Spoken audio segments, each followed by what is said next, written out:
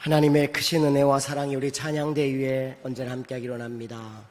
또 우리 관현악 팀에게도 함께하기를 원합니다. 앞뒤 좌우 살피면서 인사하실까요? 성도님이 계셔서 살만 나는 세상입니다.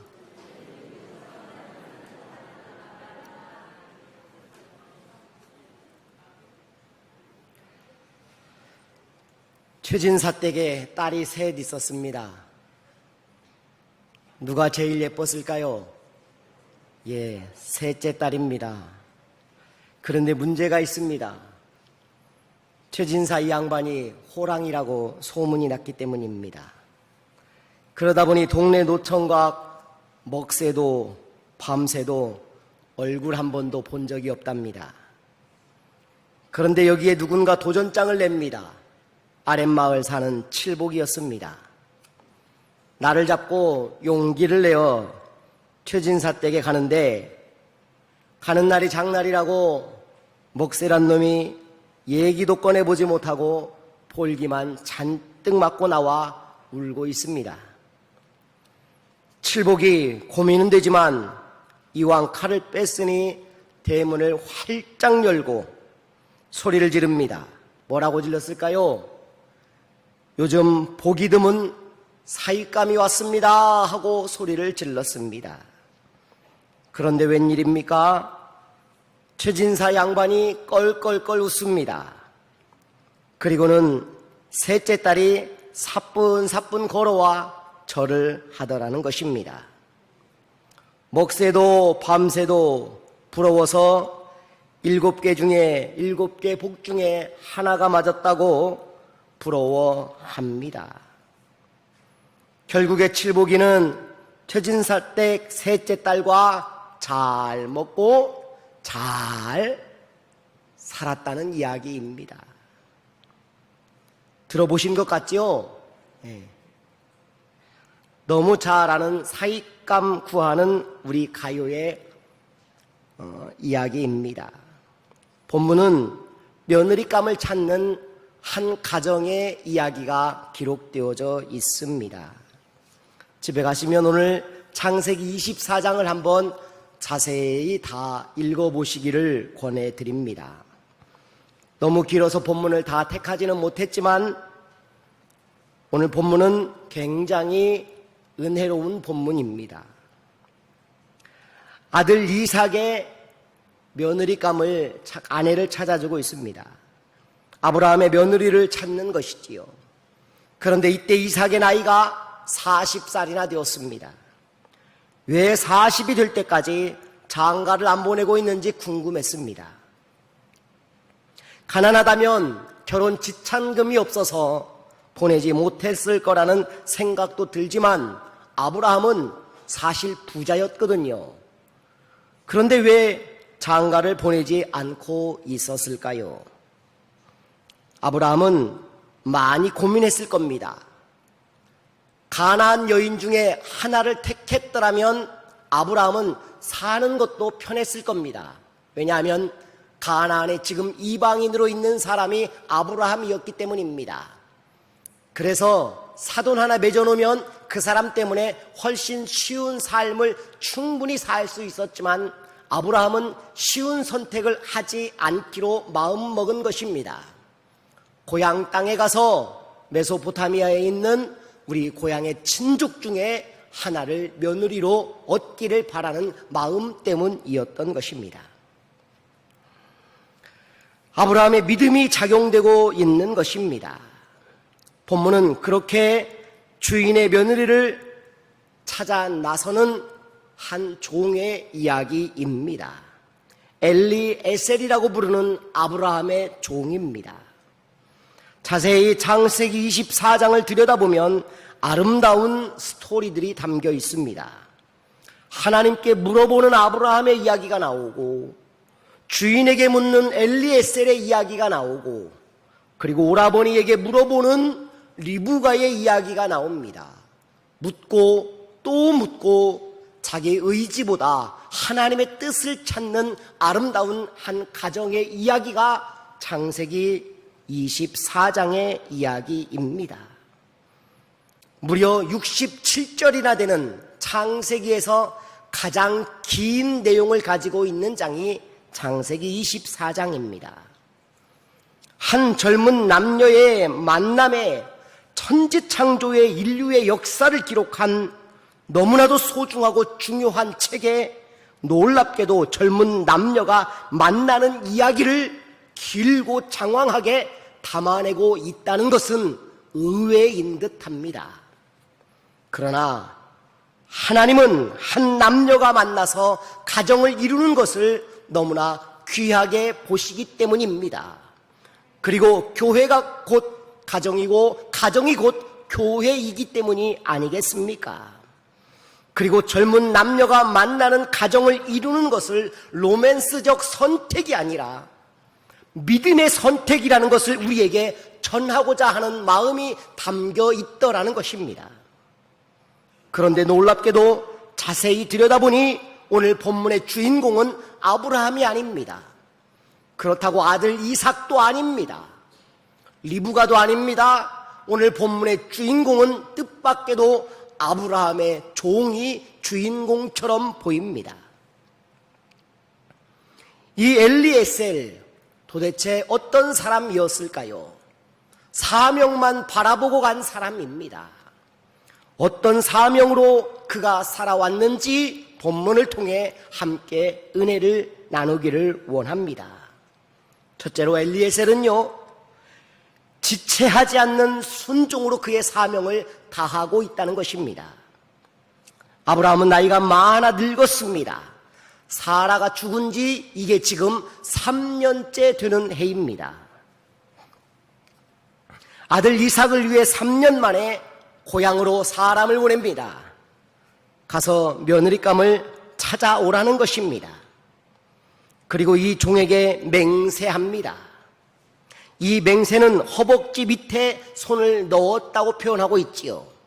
허벅지 밑에 손을 넣었다. 공동 번역에는 이 허벅지 밑에라는 말을 사타군이라고 번역하고 있습니다.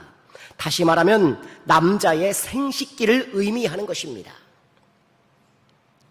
조금 불편한 맹세 같아 보이지만 왜 이렇게까지 불편한 맹세를 하는 것일까요? 유대인들은요, 남자들은 할례를 받기 때문에 남자의 생식기에다가 손을 대고 그리고 맹세를 하는 것은 생명처럼 소중히 여기는 맹세를 할 때에만 가능한 일이었습니다. 그런데 이 맹세를 굳이 하는 이유가 뭘까요? 나는 너를 믿는다라는 의미입니다. 네가 가서 누구를 데려오든 나는 너에게 책임을 묻지 않겠다라는 의미도 함께 내포되어 있는 것입니다. 그리고 이 사명의 엘리에셀은 순종하며 아브라함의 고향인 메소포타미아로 향하고 나홀성에 도착합니다. 10절을 보시면요, 이렇게 기록되어져 있습니다. 같이 읽습니다. 이에 종이 그 주인의 낙타 중 10피를 끌고 떠났는데 곧 그의 주인의 모든 좋은 것을 가지고 떠나 메소포타미아로 가서 나홀 성에 이르러 지체하지 않았습니다. 맹세가 끝나리 그는 바로 떠난 것입니다. 물론 본문에는 시간적 개념이 언급되어 있지는 않습니다. 그러나 그의 성정이 고스란히 드러나는 성경의 본문들이 오늘 등장합니다. 33절 말씀입니다. 같이 읽습니다. 그 앞에 음식을 베푸니 그 사람이 이르되 내가 내 일을 진술하기 전에는 먹지 아니하겠나이다. 라반이 이르되 말하소서. 자, 이게 무슨 말이냐면 쭉 읽어보면 이제 이런 내용입니다. 나홀성에 도착했습니다. 도착해서 우물가에서 기도하기 시작해요. 하나님, 내가 만나는 사람, 그 사람이 우리 이삭 도련님의 멋진 배필이 되게 해 주십시오. 그런데 누군지 분간하니 어려우니 내가 물을 달라 할 때 물을 주는 사람, 그리고 낙타에게도 물을 달라고 요청할 때 그 물을 기꺼이 줄 수 있는 그 사람이 우리 주인님의 며느리가 되게 해 주십시오. 기도합니다. 물론 그것만 기도했겠습니까? 여러 가지 기도했을 거예요. 하나님, 정말 이삭 스타일을 만나게 해주시고 또 우리 아브라함 주인님의 곡간을 책임질 여인이오니 힘도 좀 셌으면 좋겠습니다. 뭐 여러 가지 이야기들이 함께 다 내포된 기도를 담고 있었을 겁니다. 그랬더니 정말로 한 여인이 마침 왔는데 그 여인이 누구냐? 리브가입니다. 그리고 그 리브가에게 선물을 줬습니다. 그랬더니 들고 그냥 곧장 집으로 가서 오라버니에게 이야기하는 거예요. 오라버니가 그 이야기를 듣고 나서 그냥 맨발로 뛰쳐와서 우리 집에 와서 쉬라고 요청을 합니다. 그리고 나서 도착하니까 그 라반의 집에 도착을 하니까 음식상을 잔뜩 차려놨는데 먹지 않고 내가 온 이유를 지금 여러분에게 설명하기 전까지는 절대로 나는 먹을 수 없습니다 라는 자신의 사명을 언급하고 있는 겁니다. 얼마나 멋진 종입니까? 엘리에셀은 며느리감 리브가를 만나고 그의 오라버니 라반의 초청으로 그렇게 집에 들어가서 충분히 먹고 쉴 수 있었지만 그렇게 하지 않습니다. 자기 사명을 다하기까지 먹지 않겠다고 이야기하는 것입니다. 그리고 나서 그 집에 하룻밤을 머물게 되었습니다. 하룻밤을 자고 일어나서 대뜸 이야기합니다. 이제는 리브가를 데리고 가겠습니다 라고 라반과 그의 어머니에게 말했더니 깜짝 놀라는 겁니다. 그러면서 뭐라고 부탁하느냐? 제발 열흘만이라도 우리와 함께 있게 해 주십시오라고 요구를 합니다. 그랬더니 지체하지 않고 또 이야기합니다. 55절, 56절 말씀 읽어보겠습니다. 리브가의 오라버니와 그의 어머니가 이르되 이 아이로 하여금 며칠 또는 열흘을 우리와 함께 머물게 하라. 그 후에 그가 갈 것이니라. 그 사람이 그들에게 이르되 나를 만류하지 마소서. 여호와께서 내게 형통한 길을 주셨으니 나를 보내어 내 주인에게로 돌아가게 하소서. 제발 열흘만 좀 가게 하면 어떻겠습니까? 제안을 하지만 그러나 엘리에셀은 단호합니다. 공동번역 56절은요 이렇게 기록되어 있습니다. 그러나 아브라함의 종은 붙잡지 마십시오. 제가 여기에 찾아온 목적을 야훼께서 이렇게 뜻대로 이루어 주셨으니 주인에게 돌아가야 하겠습니다. 떠나게 해 주십시오 하고 듣지 않았다라고 기록합니다. 여러분, 엘리에셀에게서 우리는 배워야 합니다. 지체하지 않는 순종의 모습을 배워야 합니다. 사명은 머뭇거리는 것이 아닙니다. 달려가는 것이 사명인 줄 믿으시기 바랍니다. 옆에 계신 분 악수 한번 하실까요? 머뭇거리지 맙시다.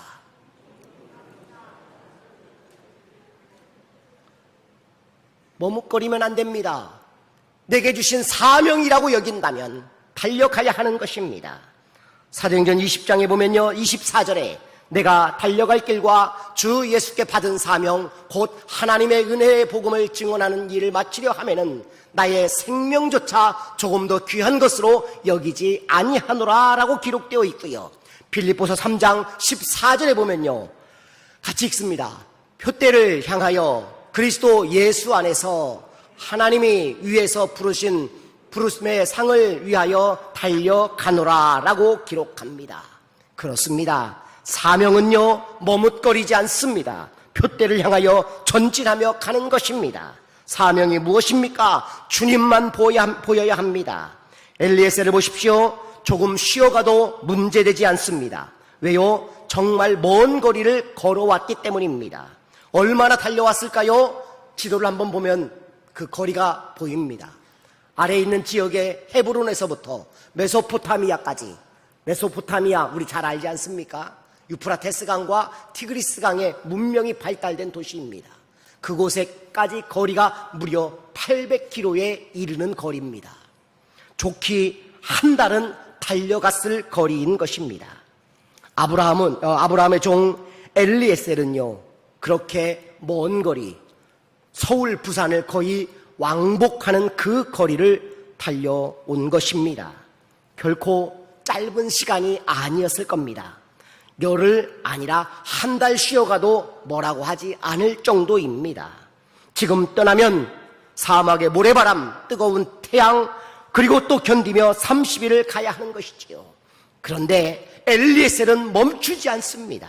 지체하지 않습니다. 왜요? 기다리고 있을 주인을 생각하고 있기 때문인 것입니다. 이게 사명입니다. 주인만 보여야 하는 것입니다. 이게 사명인 것입니다. 두 번째, 이 엘리에셀은요, 하나님만 의지하는 종입니다. 12절부터 14절까지 같이 읽어봅니다. 12절부터 14절입니다. 그가 이르되 우리 주인 아브라함의 하나님 여호와여, 원하건대 오늘 나에게 순조롭게 만나게 하사 내 주인 아브라함에게 은혜를 베푸시옵소서.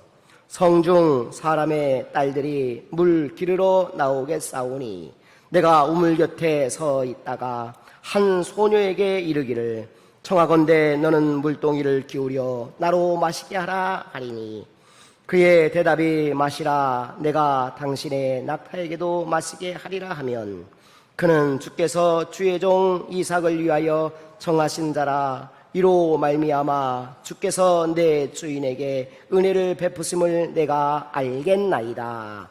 아멘. 엘리에셀이 나홀성에 도착하고 우물 곁에서 기도한 것입니다. 여러분, 이 종의 기도 얼마나 아름답습니까?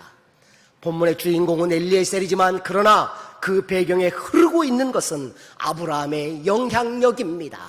같이 사는 종이 하나님 앞에 기도하고 있는 것입니다. 얼마나 아름답습니까? 자신의 피곤함 때문이 아니라 내 주인 때문에 순적히 좋은 사람을 만날 수 있도록 해달라고 간절히 기도하고 있는 것입니다. 그리고 기도를 마쳤을 때에 마침 한 소녀가 물동이를 가져옵니다. 이 보통 물동이가 10리터 혹은 20리터쯤 됩니다. 크기가 분간이 가지 않지요. 이게 500ml입니다. 그러면 이게 한 20개짜리 한 박스는 아시죠? 20개가 모아진 게 그게 이제 10리터 이제 물동이 정도 크기이고요. 조금 더 큰 건 약 20리터 정도의 물동이를 여인들이 보통 들고 다녔다고 합니다. 엘리에셀은 물을 얻으려고 또 낙타까지 물을 줄 수 있냐고 이 리브가에게 부탁을 합니다. 리브가는 기꺼이 허락합니다. 그런데 이게요, 쉬운 일이 아닙니다. 낙타의 수가 꽤 많기 때문입니다. 10절을 다시 한번 보면요, 이렇게 기록되어 있습니다. 이에 종이 그 주인의 낙타 중 10필을 끌고 떠났는데, 몇 필이요? 10필. 낙타가 몇 마리입니까? 이게 10마리입니다. 10마리. 적지 않아요. 그런데 여러분 놀라지 마십시오. 낙타는 물을 얼마쯤 먹을 수 있을까요?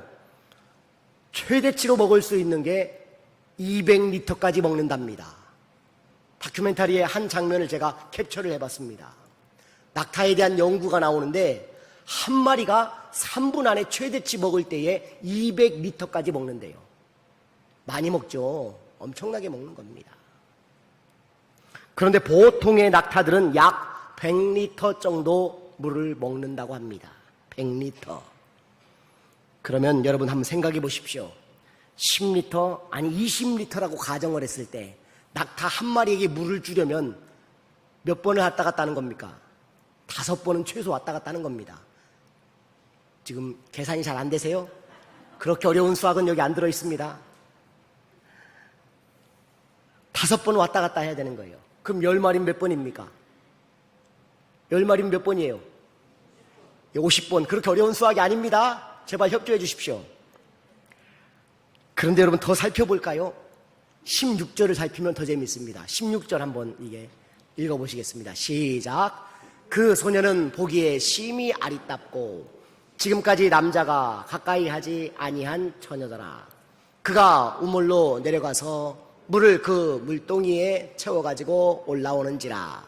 아멘. 여기 보면요, 무슨 말이냐면 그가 우물로 내려가서 그리고 물을 그 물동이에 채워가지고 왔다고 말합니다.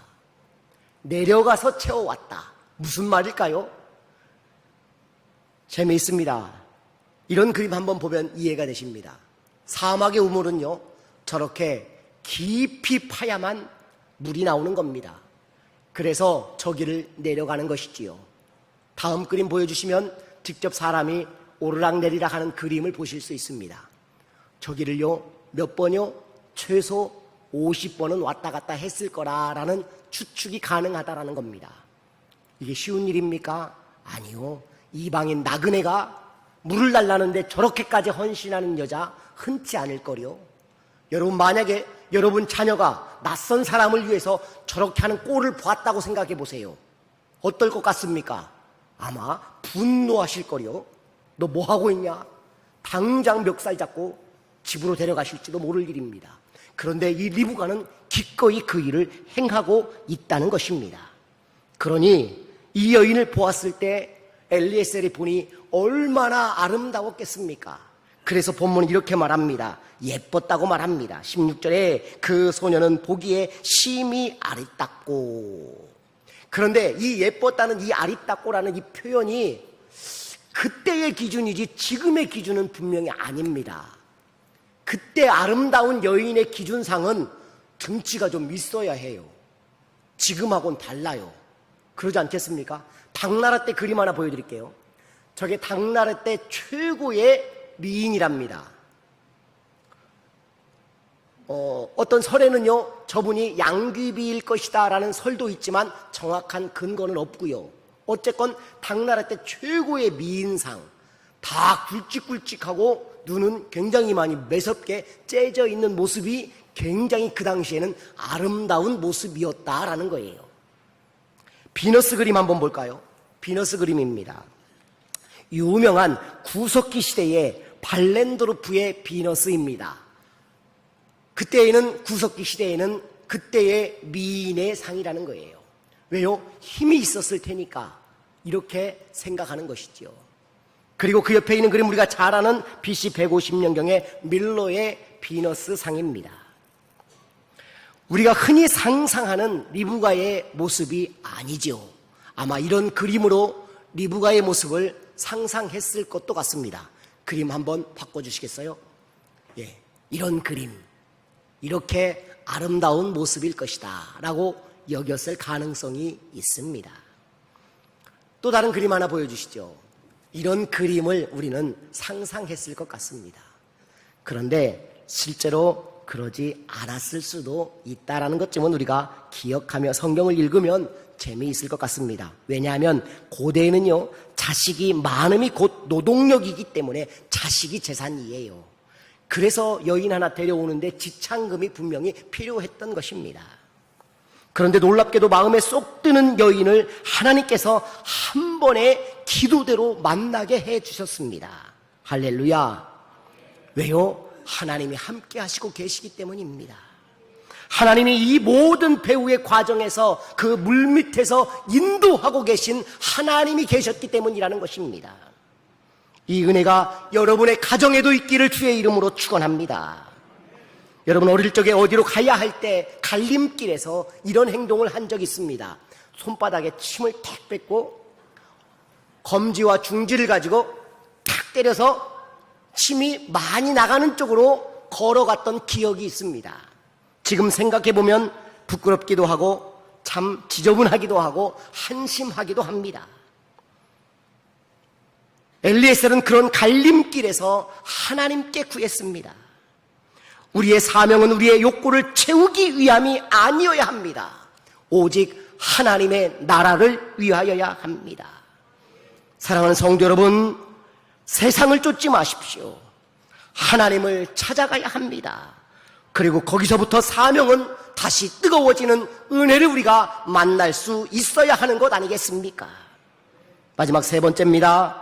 엘리에셀은 욕심을 부릴 수도 있었지만 욕심 부리지 않는 사명으로 살아간 아름다운 사람이었습니다. 평생 아브라함의 종으로 살았습니다. 아브라함의 명령으로 낙타 10마리를 가지고 옵니다. 그런데 본문에는 뭐라고 나오느냐? 아브라함의 가장 좋은 것들을 낙타에 실었다고 말하고 있습니다.